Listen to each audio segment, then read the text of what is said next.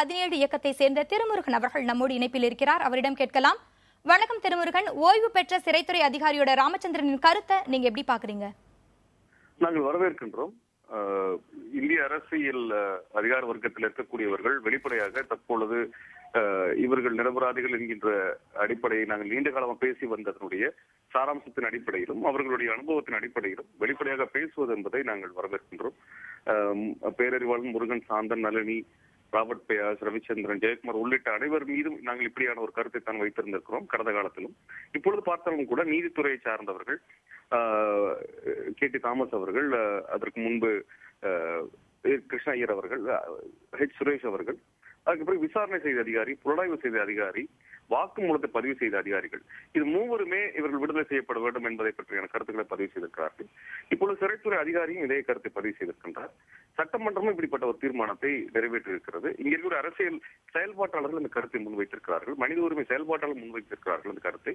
ஆக நீங்கள் ஒரு சமூகத்தில் கூட அனைத்து தரப்பு மக்களும் இதனுடைய சாராம்சத்தை புரிந்து கொண்டு, நியாயத்தை புரிந்து கொண்டு இவர்கள் விடுதலை செய்யப்பட வேண்டும் என்பதை மனிதாபிமான அடிப்படையிலும் இவர்கள் மீதான இருக்கக்கூடிய அந்த நேர்மையின் அடிப்படையிலுமே கருத்தை முன்வைத்திருக்கிறார்கள். ஆக இதை நாங்கள் முழு மனதோடு வரவேற்கின்றோம்.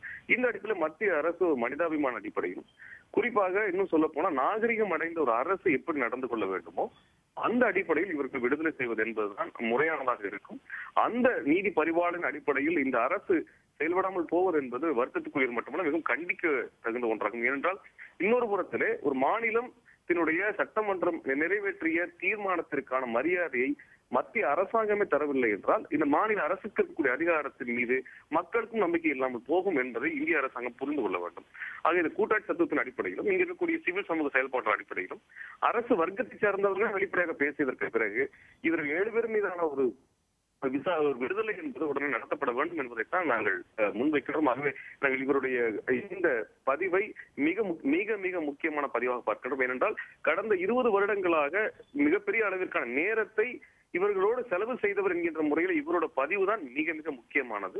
இந்த பதிவை கருத்தில் எடுத்துக் கொள்ளவில்லை என்றால் அரசு இப்படிப்பட்ட அதிகாரத்தில் இருக்கக்கூடிய அந்த அதிகார பொறுப்பில் வைத்திருக்கக்கூடியவர்களுடைய அந்த செயல்பாட்டிற்கான ஒரு மரியாதை அளிக்கவில்லை என்பதாக நாம் பார்க்கவில்லை. நாங்கள் இதை வரவேற்கிறோம். உடனடியாக விடுதலை செய்யப்பட வேண்டும் என்கின்ற கோரிக்கை நாங்கள் முன்வைக்கின்றோம்.